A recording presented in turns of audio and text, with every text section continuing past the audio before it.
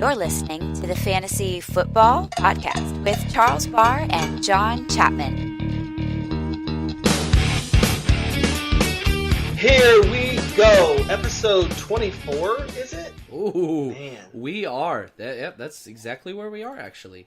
Episode 24. That's like Nnamdi. Yeah, that's like Nnamdi Asomugha numbers right there. You think that Nnamdi Asomugha is the best number 24? No, he's just the biggest letdown that I know at number 24. Yeah, so. You guys paid out the wazoo for that guy, and it did not go well. It totally was not a good thing. No. But, hey, that's okay. He went to the 49ers the next year. I'll keep that. Yeah, you win. And we're entering into the playoff season. A lot of you guys are probably, it's Monday night, and it's crunch time, baby.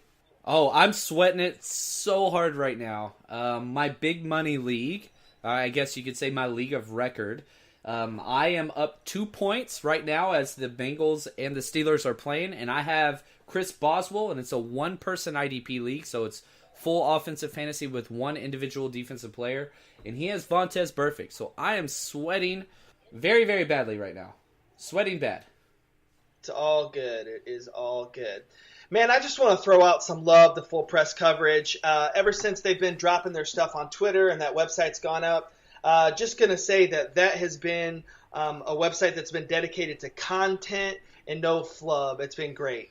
Man, I'll tell you this. So I am writing currently for their fantasy football section. Also still writing for Eat Sleep Fantasy. Love those guys. Always need to give them a shout out. But I'm also writing for their 49er section. And I'm now a contributor on their NFL draft section. So I am almost a full-time writer that spends way too much time. My wife can attest to that. But this site is legit. It's got it all. And as we get into news and notes, I want to kind of link you guys up with a certain article. And this is Gronkowski got a huge suspension. He had one of the dirtiest plays I have ever seen. And I hate the Patriots, but I love Gronk. I love everything that guy is. But he rightfully got suspended for one game. And that's kind of where we're at now. So do you think that was enough of a suspension? I saw a lot of people out there saying they didn't think it was enough. I can tell you this. If the NFL has a major issue with suspensions, and then you're going to put this on, because here's the thing. Tre'Davious White, I mean, he's a candidate for Defensive Rookie of the Year. He is playing like a top 5 corner for the Bills and is just awesome. And you put in an unnecessary suspension like that, concussion. I think 2 games would have been set a precedent, but 1 game, it's what it is. It's what it is. Now, what do we do as fantasy football players with Gronk out first week of the playoffs? Yeah, we're in trouble. Talk to us a little bit about what Ian Glendon's article talked about. Okay, so I strongly recommend, if you haven't already, his tag name on Twitter is iGlenn, Glen 31, so iGlenn 31, and he just put up this new article for full press coverage, and he goes through and breaks down the Patriots practice reports, who's getting snaps, so on and so forth. Now, obviously, Dwayne Allen is going to be the guy, but having said that, if you want to jump in to those kind of deep leagues, whatever else, there's an undrafted free agent that is getting snaps there. Remember, Martellus Bennett's on IR, so he would be the guy to plug in and play there, but he's out. Yeah. And it's Jacob Hollister. So, undrafted free agent. This could be one of those moments where you start this guy and he picks up, gets a touchdown, so on and so forth, and you move on to fantasy glory. But if you have Gronk, hopefully you have another option, and we'll go over some waiver wire targets later in this episode. But those are 2 options there. So just throwing that out. So remember, though, that I already predicted like fantasy, like basically apocalypse this week. Now Gronk is out, and then on top of that, my main man, Zach Ertz, is in concussion protocol. It's scary. Man, I'll tell and that's the thing. I will say this. I have Gronk in one league, and I made a huge trade when David Johnson got hurt. I was able to swap David Johnson for Gronk in 2 separate leagues. Wow. In one of those leagues, I have a first-round bye. So this isn't going to affect me whatsoever, which is great. And the other one, I do not. And so I am going to be plugging and playing. And one of my key players that I want is Zach Ertz backup option. I do not think that he is going to be back. Again, they played the late night game, which I understand it's only a difference of about 7 hours, playing in the early game Sunday versus the Sunday night game, but it matters. Yeah. This is 100% just a time issue, and we are seeing over and over again the NFL is taking these concussion things more and more serious, and so I do not think that Zach Ertz plays. And why would you play him? Why would you rush him back whenever you have a 4-game lead over your division? And so yeah. the backup there is key, and that's Trey Burton. That's somebody I want to get. Yep. A guy who has taken a while to develop in the league, but he is a hidden gem of the Eagles team, as well as Brent Selleck, who is a guy who's reduced his salary to be on the team and is basically a right tackle who can catch. So it's okay. The Eagles will be fine. But a part of that apocalypse, Matthew Stafford hurt his intimacy hand, his throwing hand. So, this is not the first time we've seen this, right? So, last year, Matthew Stafford hurt his hand and he had to wear that throwing glove and his numbers went to garbage. So what happened this game is he didn't really get hit. Terrell Suggs stepped on his hand. And you got a couple of cool shots if you were watching the game. And, I mean, it was bloody. It looked like his hand was pregnant. It was so swollen. Now, there's no bone damage, and he's going to try to play through it. But having said that, like, this is a big deal. Yep. You've got to do a huge step down to everybody except for the running backs, namely Theo Riddick. I think Theo Riddick is going to be a wonderful, wonderful play late down the season, especially with that Amir Abdullah injury. We don't know how long he's going to be out. Yeah, and I would say, too, as I kind of broke down things last week, that the Lions had the easiest schedule to the playoffs, while the past tense. Yeah, exactly. While the NFC South beat up on each other, and the Lions squeak in. So that's no longer a thing. Obviously, Seattle winning puts them in a better position to make that wild card, and the Lions are out. I mean, that's how I feel. And it's Golden Tate down. It's Marvin Jones down. It sucks. It's the apocalypse. It's coming. I told you about it. Anyways. This is one of those years where it's just get in. If you just get in, whether that's a 5 or a 6 seed, and you just barely eke in on a tiebreak, like, this is going to be your year. Because there is no clear cut in the strength of schedule down the back hall. I mean, injuries. If you're in the playoffs, it is a coin flip. Yeah, real quick, shout out. I'm not just giving John a reach around here, but shout out to John in my league, because this dude went through injury hell in the beginning, and people in my league were making fun of John, myself included. And the thing is, it's warranted. The guy has climbed back. He's our first week of playoffs was this week. He beat his guy. Now he's in the semifinals. Congrats. But yeah, I appreciate it. And it just goes to show you we talk about the draft and how it doesn't matter who your first round pick is. You're not going to win the draft. I've been on record here. I drafted and traded up in certain rounds. 6 out of 8 leagues, I drafted David Johnson. Yeah. 6 out of 8. And my other 2, I went with Odell. Both of them were out. And so I can honestly say right now, pending this Chris Boswell field goal, which it's good. It is good. So I'm now up 6 points. If I win this, I will have made the playoffs in every single league this year. So I would have made, again, first round draft pick, Odell Beckham twice. And in my other ones, I got David Johnson. So just saying, like, keep in mind, like, it's a grind and you just stay at it. And once you get in the playoffs, you got a chance. So I appreciate the shout out, Chuck. Thanks. Absolutely. And next on the apocalypse that I'm trying to tell folks about, and they don't know what's going to happen when they die tomorrow. Anyways, Tyrod Taylor carted off the field. Oh, it's probably, like, here's the deal. So we could say this now, like, there were no structural damage. Like, he's okay. Yeah. But it's probably the best case situation. Tyrod, like, the Bills do not deserve Tyrod Taylor. No. So they put in Peterman, and hey, I'll give it off to Peterman. He threw 0 interceptions, which is 5 less than he threw the last time he was out there. But if I was Tyrod, man, I would just go this season out and hit free agency. The Bills do not deserve you. I doubt we'll see him again. I think they got to move they just got absolutely destroyed by the Patriots. So I think that's kind of over for them. Does anybody deserve a fairy tale ending more than Tyrod Taylor? I mean, I'm sorry. He worked himself from a third string, second string, into a starter with an extension contract playing.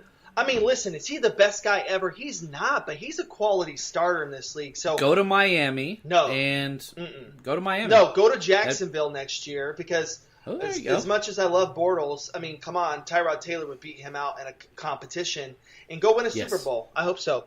All right, Antonio Brown, he's doing the damn thing right now. He sure is, and he's balling out already. So, but this is just one of those things that you never know, and you always want to give yourself backup options as you move through things. Because man, he sent out a picture of his toe, which I put on Twitter reluctantly. It was terrible. It was very. I'm not a feet guy. It grossed me the hell out. But like he's going through some issues with his feet, and you never know when these things are going to spring up. So just keep watch and pay attention, and more importantly than just paying attention, take advantage of other people's misfortunes. I went and picked up, what's it called? Martavis Bryant was out on a waiver wire in one league, and I'm playing against Antonio Brown, and so I had him just in case. Look, it didn't pan out the way I did, but if it did, I'm just saying, you always got to outmaneuver your opponent. Okay. We have to do something because this is John, his part of his podcast. We have to talk about Frank. We have to do this. Frank the Tank. Frank Gore is now 5th all-time rushing. Congrats, Frank. You deserve it. And here's how great Frank Gore is. He is currently the number 23 overall running back in fantasy for the year. I mean, it doesn't matter how long he's been playing. This guy's just so special, and you got to give your hat up. You got to lift your hat to him. Yeah. I mean, he's still an RB2. Yeah. He was the RB12 last year. He's RB23, and he said that he wants to stick it out. So, hats off to that guy, man. Amazing year. I got a controversial question to ask you about him, though. If it's about the Hall of Fame, the fucking answer is yes. No. Absolutely. He's a Hall of Famer.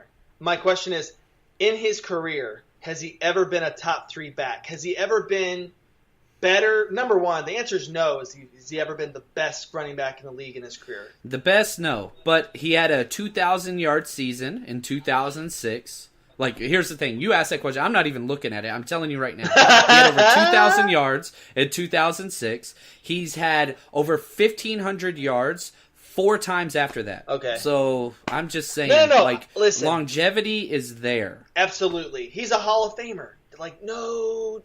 Whenever I say 2,000 yards, it's not 2,000 yards rushing. Sorry. It's all-purpose yards. Yeah. So, you have a 2,000-yard season, then that's what's up. Like, we're talking. But the guy has been awesome. There was one year where he had over 12 touchdowns. The guy's just longevity. Yeah. That's who he is. Yeah, this just in, Joe Mixon in concussion protocol.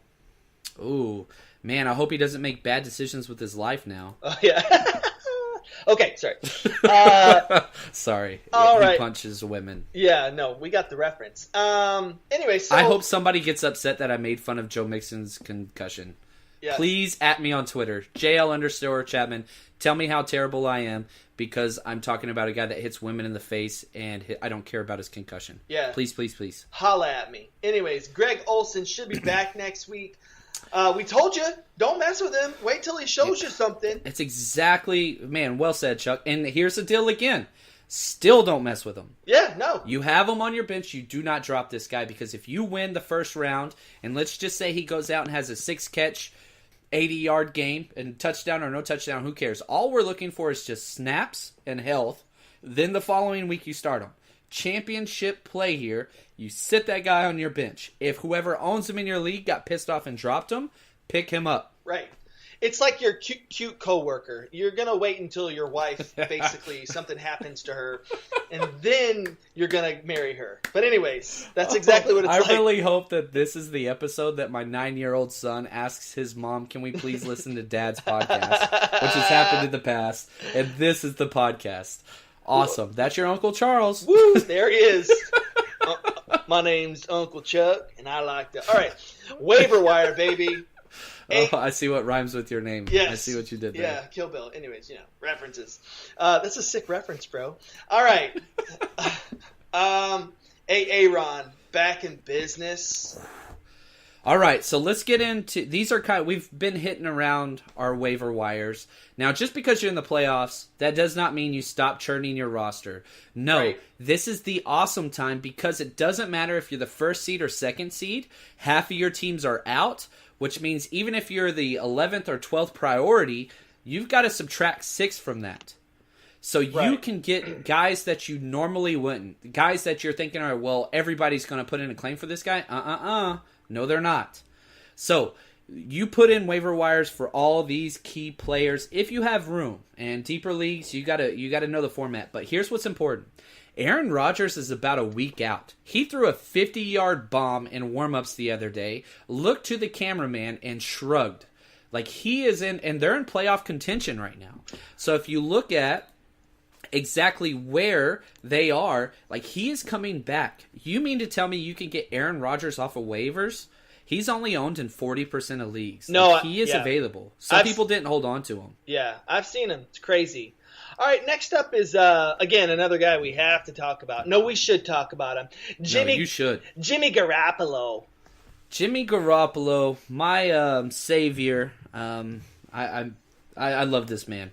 And one, he's easy on the eyes. He comes out and throws for 293 yards in his first start. Several drop passes. He had an interception that hit his receiver in the hands. I mean, it was ridiculous if you saw it.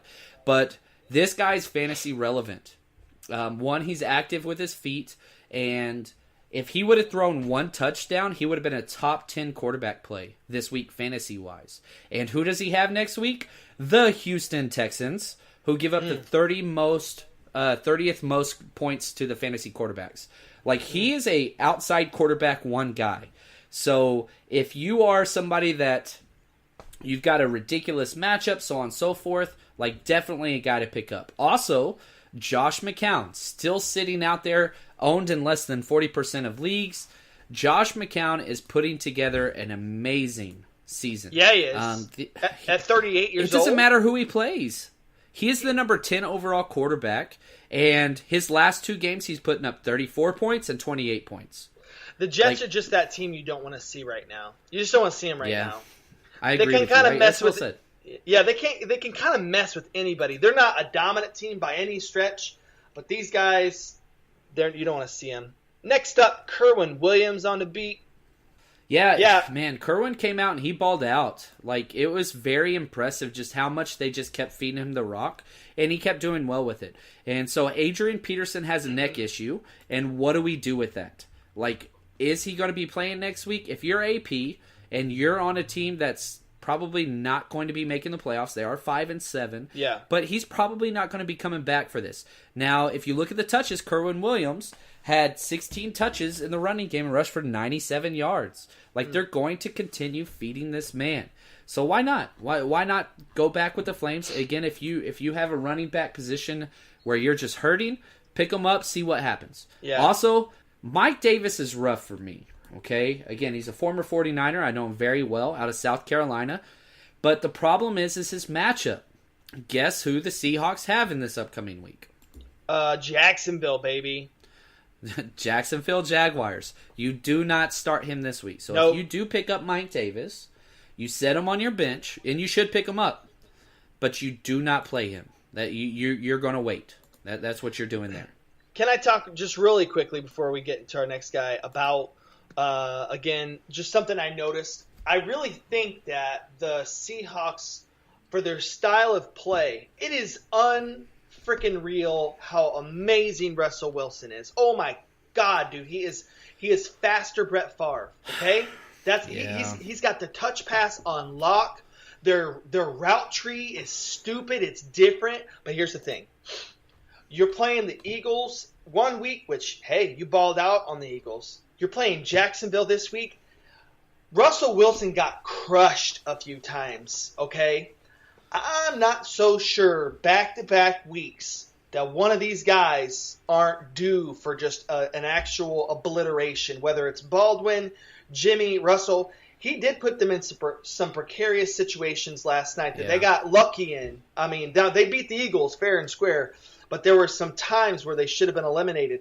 All I'm saying is I don't know about the longevity of this offense, this scramble, this up in the air, I don't know, Frank Tarkenton type of movement going on. Dude, that's awesome going old school. And you're right, that he's a more athletic Frank Tarkenton. Yeah. And it is scary. Now, the addition of Dwayne Brown at left tackle is huge, and I hate the Seahawks, but I love Russell Wilson and the way he plays. Yep, me too. I respect it so much. But, yeah, man, I don't know. It's scary long term, I'll say that. Now, there is one more running back I want to talk about before we get to wide receivers and tight ends, and that's Peyton Barber. Oh, my gosh. This guy had 27 touches in the receiving game and the running game. 102 yards rushing and 4 catches for 41 yards. Like, here's the thing. He looks so good. He's young. I think he's only 24 years old. Yeah. Like, why not stay with this guy for a minute and see what he can do? Whether Doug Martin comes back or not, let's see what this guy can do. Because this is a better game than Doug Martin had all year as far as just efficiency. I mean, 4 for 4 targets for receptions. That guy's a baller. And now let's jump into receiver. And I'm going to turn this one over to you because I know that I know the things that you enjoy in your pastime. Which leads us to Josh Gordon. Yeah, exactly. The one and only. Yeah, I just got a bone to pick. That's all. I got a bone to pick that basically nobody gave Josh Gordon any grievance over what I think are some tall tales. I just think that he's been reading a little bit of Paul Bunyan lately. And, you told me a while back about, him drinking before every game and all this different stuff. So real quick, Josh Gordon recently said that he made $10,000 off of weed every month. Now, here's the thing. At Baylor. And I can almost like Baylor has never had an issue with athletes selling marijuana. Hashtag Dave Bliss, if you know what I'm talking about. Go look it up. Only bad things happen at Baylor. Baylor's terrible. Anyway, back to you. Sure, but just some quick drug math for you folks out there. So for Josh Gordon to make $10,000, not sell $10,000 of weed, let me tell you something. He'd have to watched buy Breaking Bad. 20. Yeah, exactly. The Walter White of Baylor. Anyway, so he'd have to buy. He's not white. He's really black. Buy and sell 20 pounds of weed for $1,500, a pound, and then sell each pound for $2,000. He'd be the most diligent, disciplined drug dealer Baylor has ever seen. He's all time, okay? And you left $10,000 a month of consistent money that you're very good at somehow, okay? And you left that for a life of suspension in the NFL. And it's just like, this guy's so stupid. Let me just a few more things, a few more points. I did not think you told me that you wanted to do a bit on Josh Gordon. I didn't think this is where we were going, but I am not at all disappointed. This is so much gold. I'm just mad that the media completely missed out on an opportunity to call some guy on his bullshit. He's basically doing pillow talk on live air, like, I used to do this, and I used to bench 600 pounds and make $10,000 off of weed. It's like listening to my 4-year-old tell me he's invisible. It's like, okay, I believe you, and we indulge this guy, and here's the thing, just last point. So either you sold more than $10,000 worth of weed at a low level, or you were a middleman, and the DEA needs to question you immediately. Okay? Like, did you just admit to something else and you're ready for a suspension? Would you like to admit to a murder or any information you have about JFK? I'm just saying, it bothers me. That's all. Josh Gordon. So let me say this. That's amazing. Man, I had no clue this is where it's going. But I'm not even mad. No. This is so great. Thank you so much. Josh Gordon had 20 pounds of weed on him at all times at Baylor. Please tell me you believe that. And he took shots of alcohol before every practice. Is this guy Kenny Powers? Who is this guy? Anyways. Yes. I absolutely love it, man. So much greatness. Now, let's take a quick turn and talk about his fantasy relevance. I feel better. If you may. What do you think, man? So here's the deal. I don't love Josh Gordon. I think he's interesting, and I kind of want to watch a documentary on him. Oh, my God. But here's the thing. He had 11 targets, which is insane. 4 catches for 85 yards. But here's the deal. He was playing against one of the best, if not the best, cornerback in the NFL. And this was the most yards that have gone against Hayward since Odell Beckham last year. Jeez. So, now we need to understand that Deshaun Kaiser is throwing the ball, so it's going to be sporadic because he throws one of the best passes you can ever see, and then 3 of the worst passes Blake Bortles style. Yeah. So it's very up and down. Hey, stop with those Blake Bortles references, man. Dude, yeah, he won me. I'll say this: Blake Bortles won me a fantasy playoff game already.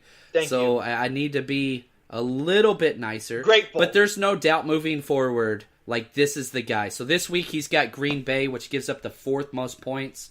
Then he's got Baltimore, which is awful. But then championship week, he's got Chicago. So he's got 2 very favorable matchups. I don't think he's a must-start. This week, he is absolutely a must-start. We told you to pick up Josh Gordon and wait. Well, guess what? He verified what we were hoping for, the ceiling. Now we play this guy. So if you were... now is the time to start him. Yep. Marquise Goodwin. Good load. Gee whiz, man. The last 2... These next 2 are 49ers. And again, the reason why they're on here is just because of Jimmy Garoppolo. Now, Marquise Goodwin goes out and has 8 catches for 99 yards, and Trent Taylor goes out 6 for 6 for 93 yards. And they were just heavily relied upon, and they just peppered them and peppered them and peppered them with targets. So, having said that, these 2 guys are fantasy relevant now. Now, are they must-starts in every situation? And are they people that we have to follow and all that stuff? No. But if you have somebody that's going against a rough matchup, man, plug these boys in because they're consistent pass catchers and the targets are there. There's nobody else to throw the ball to for San Francisco. Right. There's not. Hey, quick. And so you definitely got to give these guys a shot. Quick question, man. And you won't have to spend a ton of time on it, but I don't kind of know what to do with Carlos Hyde moving forward. He doesn't look like himself. He's not. And the one thing that you can say about Carlos Hyde this year is he's getting the receptions. And those are still there. And they're going to be there. But Kyle Shanahan has said over and over and over again, we are going with the hot hand. And so Carlos Hyde had probably one of his worst rushing games. But the one thing that he did do is he was amazing in blitz pickup. So, having said that, he is still safe. Matt Breida got 12 carries, okay? And Matt Breida looked better than Carlos Hyde in the running game. But you're not moving away from Carlos Hyde. Yeah. Worst case scenario is he gets 14 carries. That's worst case. Plus, he's going to get 3 to 4 catches. So, he's a consistent running back 2 with running back 1 upside. If you got him, you're not benching him. Yeah. All right. Moving on to David Njoku. Ooh, yeah. So here's the tight end thing. There's 2 tight ends that kind of have come back to life that were basically just awful. All of them are completely on your waiver wire, and there's no need for them. Well, number 1 is Cameron Brate. Jameis Winston comes back, and turns out, man, he really likes Cameron Brate. He does not like O.J. Howard. He throws 2 touchdowns to Cameron Brate. Now, remember, when Jameis Winston was in the first 7 to 8 weeks of the season, Cameron Brate was a top 6 tight end. He's back at that again. And the second one is David Njoku. That offense is starting to loosen up a little bit. And he's had back-to-back good games where he has just come out and just balled out. Yeah. Now, if what happens is that, again, as that offense, you got to remember, they benched Njoku for a lot of plays because he just couldn't compete and he couldn't block and he was making mistakes. Well, guess what? He's starting to figure all this stuff out now. And I mean it whenever I say, these are the type of guys that are going to win you fantasy championships because you're not saying, oh, man, that guy's terrible because of this or that. You've got to go make a play with these guys. They're there, and I'm just telling you right now, 17 points he put up, 8.7 points the week before. And he is a rookie tight end. He's going to have up and down games, but he's got 4 touchdowns on the year. That's a legitimate. He's got the Packers this week and then the Bears in week 16. Yeah. He's a perfect fill-in for Gronkowski. Absolutely perfect. If he's available, you should be so happy. Yep. And last guy we already mentioned, Trey Burton. Brent Selleck's going to come in for more blocking than anything, and Trey Burton is going to be a guy who I think that this Rams-Eagles game is going to be higher scoring than what people kind of are predicting. I think the Eagles are pissed. I think the Rams are at home, and they're playing very well. I like this game, and I like him as a tight end option. All right, man, playoff strategy, dude. Let's just take us through a few things before you set your lineups this week. Okay, so number one is don't get cute, okay? Yeah. Don't overthink it. Anytime you are making last-minute changes to your roster, you've already screwed up. Yep. You need to go in with confidence and go with the guys that got you there. Now, if it's a terrible matchup, if they're played against, it's a running back versus Jacksonville, for instance, or something along those lines, then you need to take into account. Ask questions. Man, one of my favorite Twitter peeps came out and basically asked me some difficult questions last week, and he came out and just said, thank you so much. His name's Jay Martin, and he came out and said, man, what do I do in this situation? Help me understand. I helped him out, and I told him, you need to start Evan Ingram no matter what. And he wanted to go with Ricky Seals-Jones, who's the new super hot guy, whatever. He didn't know what Geno Smith. I told him to start it. He got into the fantasy playoffs just because he listened to basically the advice of me and other people. It's not just me. Yeah. But go and ask advice and figure that out and weigh those options. Not that you have to listen to them, but you do that. Now, look at your matchup and figure out, man, am I supposed to get blown out by 40 points this week? Or is it going to be super close? If it's super close, or even if it's just somewhat in between, go with the less risky plays. Yeah. The fantasy playoffs is not the time for home run swings. This is Tony Gwynn. Be Tony Gwynn. Base hits, plays that will not miss is what you are going for. Less risky, more consistent.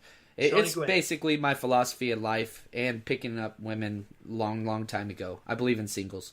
Anyway, also plan 2 weeks out. So what you need to do is look at your roster. You got to understand there's only 6 teams in most leagues that are active right now. Half are gone. Plan 2 weeks out. Defenses 2 weeks out. Kickers 2 weeks out. If there's a glare with a matchup, let's say somebody's going up against Baltimore, right? And they're a wide receiver. You got to plan that out. So don't overthink it. Be confident. Ask for help. Start your studs. Less risky plays. Yeah. Go win that championship, man. That's what it's about. Yeah. And again, you're going to have some tough decisions to make. And me and John are available via Twitter. All right, if you want to throw us out there, at HostChuckB. Do you know my Twitter account? Do you even know it? At JL_Chapman. Holla. Holla. Yeah, holla. And the thing is like, for instance, let's say you have a situation where you've got, Gurley, Christian McCaffrey, and Alex Collins. And Christian McCaffrey has got Minnesota this week. So that's a tough thing. Yeah. And then obviously Gurley's got Philly, but you still play Gurley. He's a stud. However, you play both those guys, especially with what's his name getting injured, Stewart. Play both of those because they have value in the passing game. That's so vital. Yeah. Although it depends on who you have on your bench for McCaffrey. That's what all I'll say is that it depends who you got, because if you have somebody who's going to outpace him, then I think that you lean that way. That's just me. I got you. That's all I'm saying. I'm just throwing it out there. But anyways, man, it's going to be a great week. This is probably, to me, the best NFL week that there is in terms of matchups. So, stay tuned. Game of the week, Minnesota Vikings and Carolina Panthers, man. Just tell me kind of what are your expectations of that game? So first off, right off the bat, it's an early game, and it's at Carolina, which is, that's fine. It's going to be good weather. Those are two very stingy defenses, okay? Yep. I do not want to start Cam Newton. I do not want to start Cam Newton. Again, I'll say that again. I stay away from that guy. Now, Devin Funchess, what do you do with him? Xavier Rhodes completely shut down Julio Jones to 2 catches. Dang. Is he going to do the same to Devin Funchess? I don't know. And the main reason why I say that is there's not a lot of other people to throw the ball to. Atlanta has this terrible thing where they always go away from Julio if it's a tough game. I don't understand why, but it's what they do. Devin Funchess and the tight end are about all that is there. So, Carolina, I'm starting McCaffrey. I'm not starting the tight end Dixon. I'm not starting the tight end Greg Olsen. I probably would roll Funchess if I only have 2 better options. Yeah. So he would be my he would be a flex play. That's at best. But if you have somebody more dependable, go with that. Now on the flip side, I don't like the Minnesota running backs, but if you got to roll with one, that's fine. I'm starting Thielen, but I am not starting Diggs. Why is that? Diggs is way too up or down. And it just scares me. Yeah. I don't believe in him, and I'm staying away. Agree. Staying away. Diggs has been up and down all year. I mean, when he's on, he's like just crushing it. And then again, like you said, though, but it depends on what's on your bench. So that's where you got to hit us up on Twitter if you got any questions, and definitely want to give you guys some help. So, oh man, go win your fantasy games. Let's win some playoffs and let us know about it, man. Hey. I'm moving on to the semifinals, so on and so forth. We want to hear from y'all. That's like our favorite thing. I don't know if you know this about this. I know y'all think we get paid thousands of dollars to do this, and that's the quality of this podcast. Yeah, absolutely. But we do this for fun. Like, we just enjoy it. And we're all about the fantasy community. And you can be honest. Hey, man, I lost my playoff matchup because I listened to your shitty advice. That might make me just as happy. Yeah. So, and can I say, too, real quick about full press coverage, is that so John, like you said earlier, is a part of the draft. Their portion of the draft on the website, and you guys just need to know something. Stay tuned because John has an addiction and he has a problem. He could go to AA and just really substitute in draft coverage. And he'd do all the same steps to recovery, and he wouldn't make it. He'd fail. Okay, he would not make it. It's bad. And so, benefit from his addiction. Okay, and then maybe one day John will be a scout for an NFL team, and we can say "I told you so." I'd do it if I didn't have to travel. I bought my plane tickets to the NFL draft this week, so that is happening. We're going to be doing a podcast. Charles is coming down as well. We're going to be doing a podcast from the NFL draft with all kind of fantasy relevant everything and first round, second round picks and all that stuff. So just put that out there, little tease for 6 months out. And there is a potential that we could potentially interview somebody who may be a part of the draft. We'll see how that all goes. Oh dang! It'll happen. If you believe it, you can make it happen, I think is the saying. Dreams take wings. That's how I've always lived my life. All right, guys. Thanks. Awesome week. Go win your fantasy matchup in the playoffs, and we will talk to you guys next week. Laters on the men, Jay. 20 pounds?